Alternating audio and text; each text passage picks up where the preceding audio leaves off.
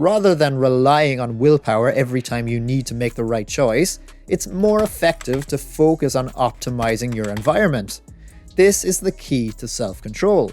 Make the triggers for your good habits clear and the triggers for your bad habits hidden. Unfortunately, our society is filled with highly engineered versions of reality that are much more enticing than the world our ancestors knew. Humans tend to fall for these exaggerated realities. For example, hard liquor is a more potent form of alcohol compared to beer.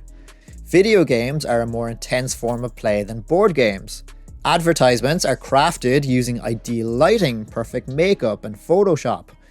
Junk food is a more concentrated form of calories than natural foods. These engineered realities amplify features that naturally attract us, causing our instincts to go haywire. As a result, we often develop excessive shopping habits or social media habits or eating habits. These pleasure-packed experiences are hard to resist. We have the brains of our ancestors, but these temptations that they never had to face. Junk food sends our reward systems into overdrive.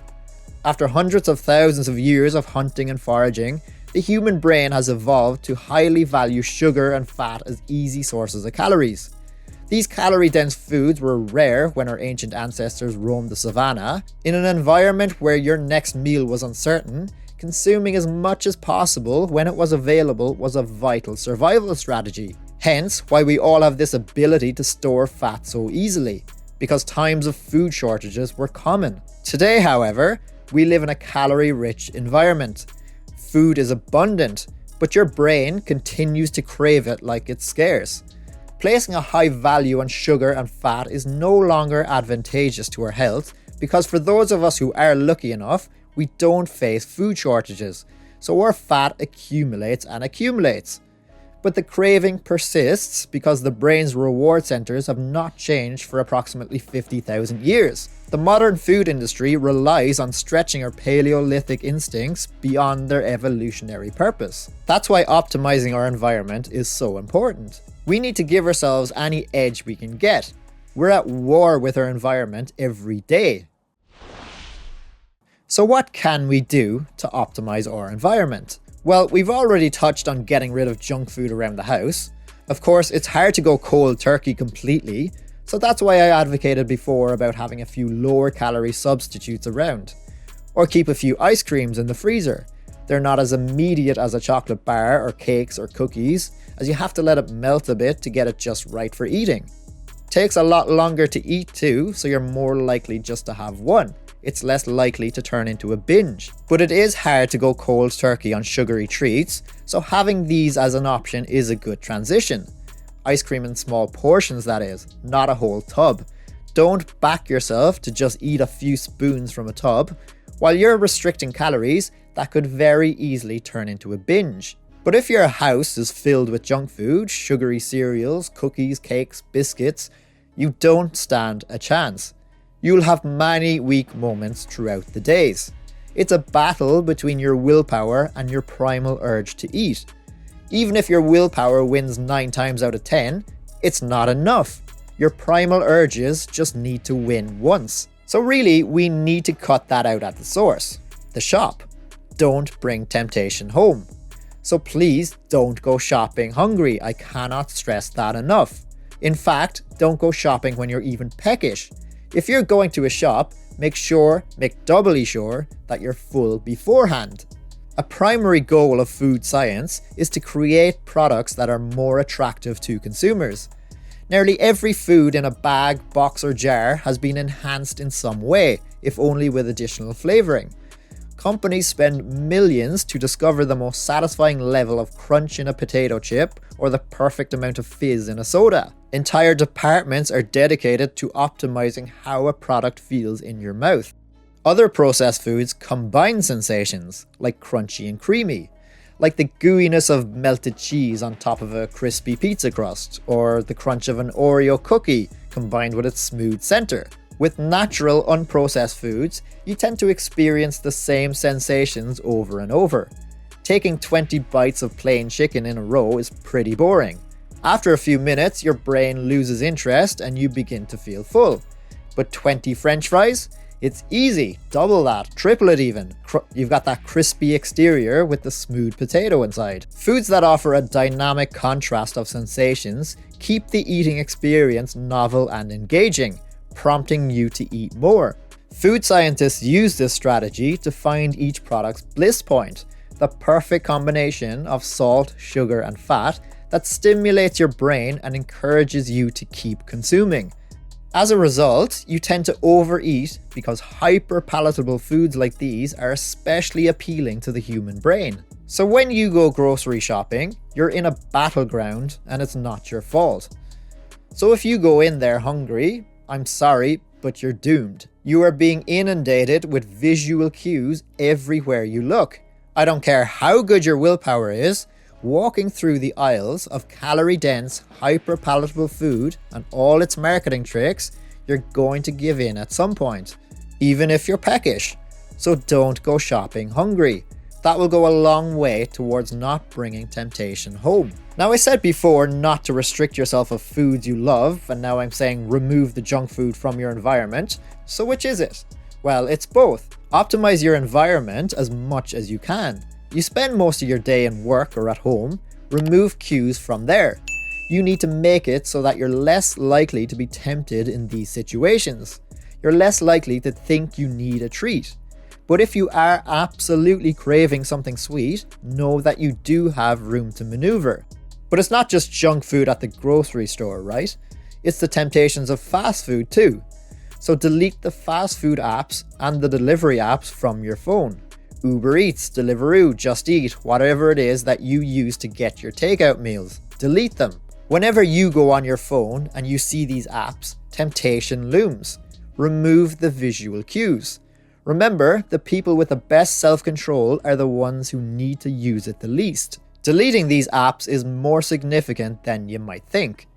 I mentioned already sight being the most powerful of the five senses by a big distance. Visual cues are so powerful.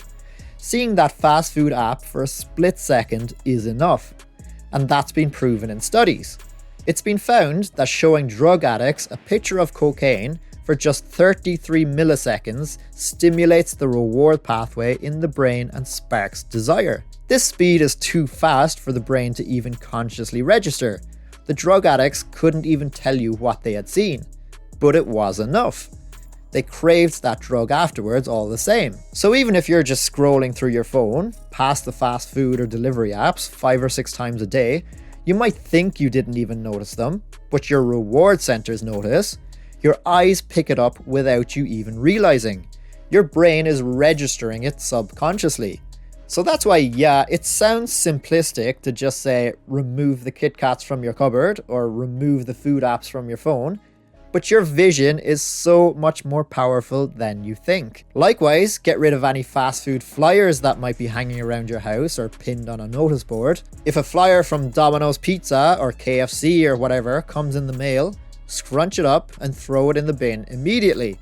And another tip to optimize your environment is to avoid watching food videos on TikTok or YouTube or Instagram. This is actually a habit a lot of people get sucked into. I used to do it myself without realizing. Naturally, when you're dieting, you start focusing more on health videos.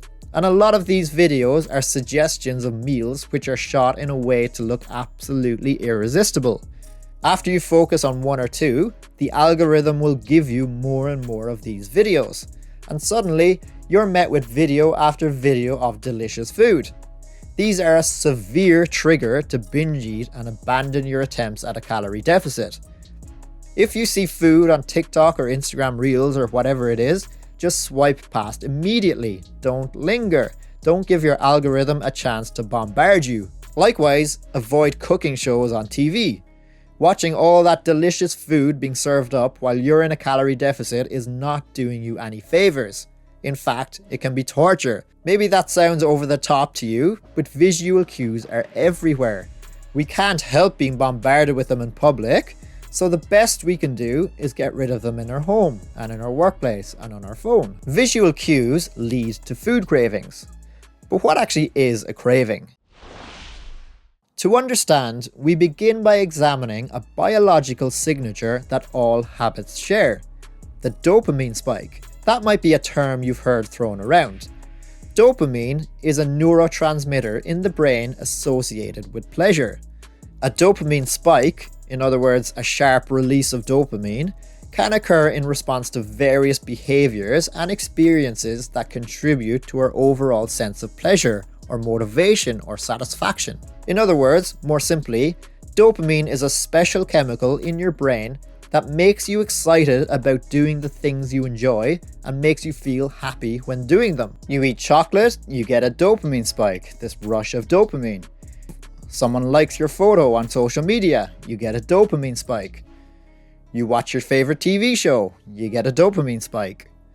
However, excessive dopamine spikes from a certain pleasure can contribute to addiction and neurological imbalances. Dopamine is how people get addicted to the likes of alcohol and gambling or junk food. Let's take a gambling addict as an example. He would get a dopamine spike after he wins a bet. It feels amazing, this dopamine spike.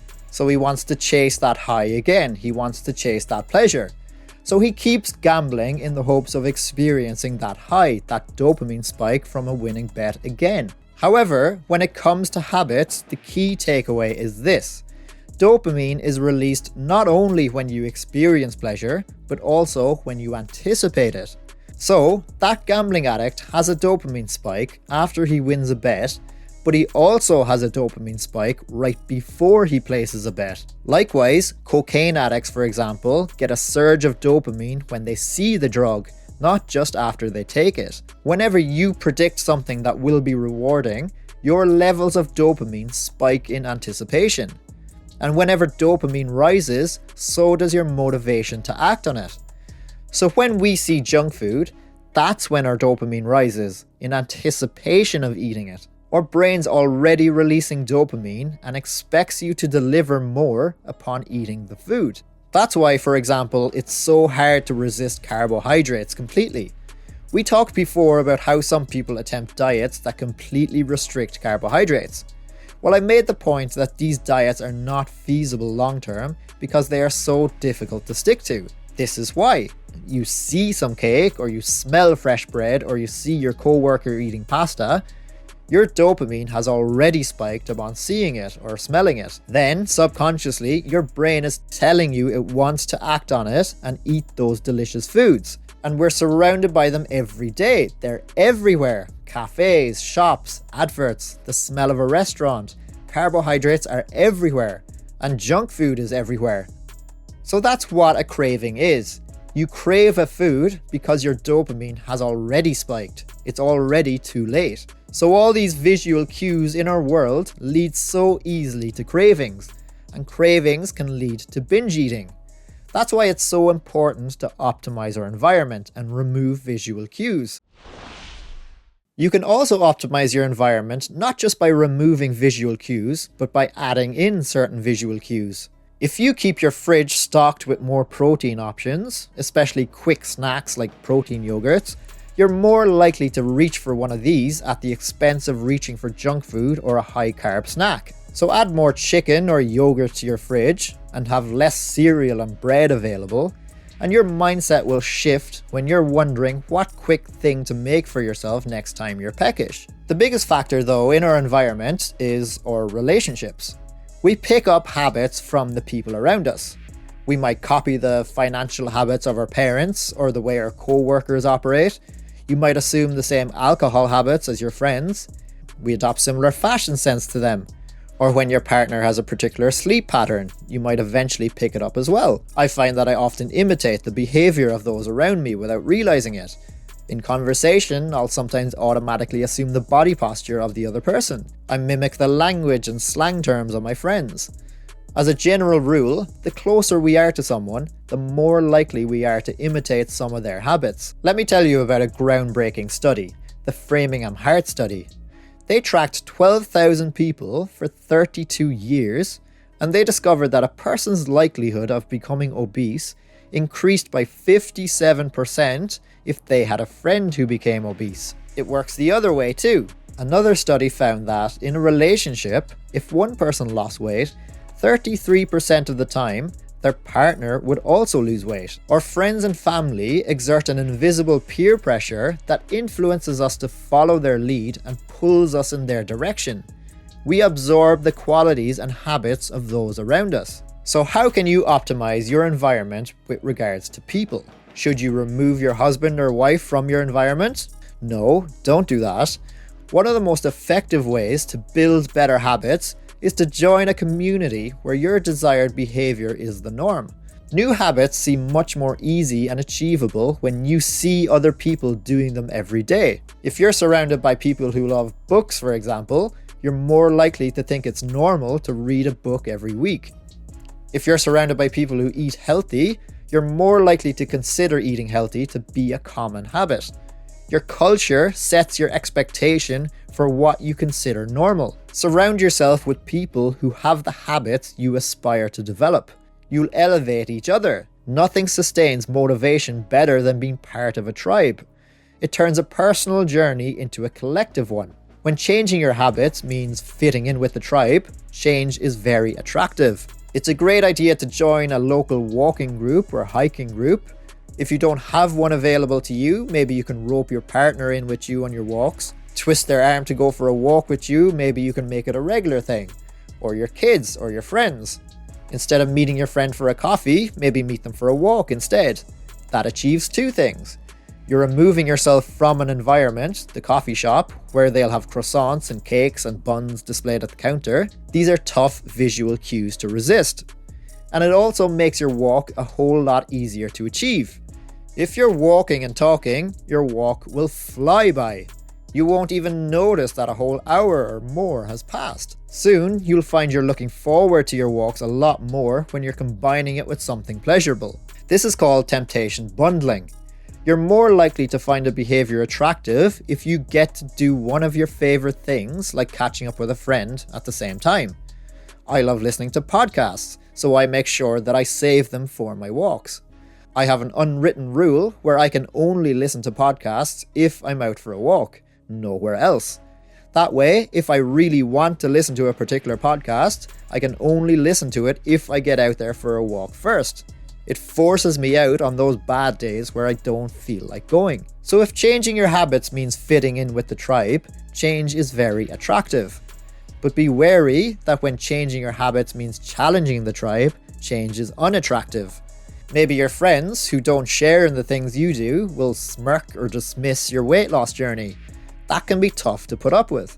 Some people tend to shy away from it when they look like an outcast, even if the thing they're doing is positive. Stand up for yourself and your habits.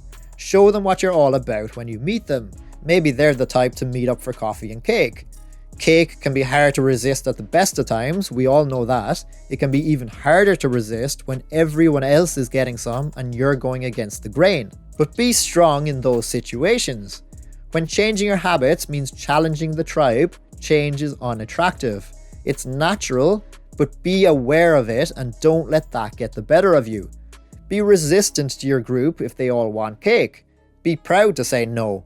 400 calories, 0 grams of protein. Too many calories, not enough protein. No thanks. Let them snigger. Remind them of it when you've lost 20 pounds. Now, I of course realize the irony of this video being filled with visual cues, so I hope it didn't trigger your cravings too much. To summarize, remove any negative visual cues you can think of from your home and from your phone and from your workplace. Add better visual cues in the form of maybe fruit or protein yogurts, for example, and try to optimize your relationships as best you can to align with your goals. Join people who have similar goals or recruit people into your network to share in your journey. And remember, don't go shopping hungry. A bad environment leads to cravings, and cravings lead to binge eating. There'll be more videos on those topics, but for now, here's a quick video to help you if you do struggle with binge eating. Thanks for watching. Don't forget to like and subscribe. It really helps me out. See you next time.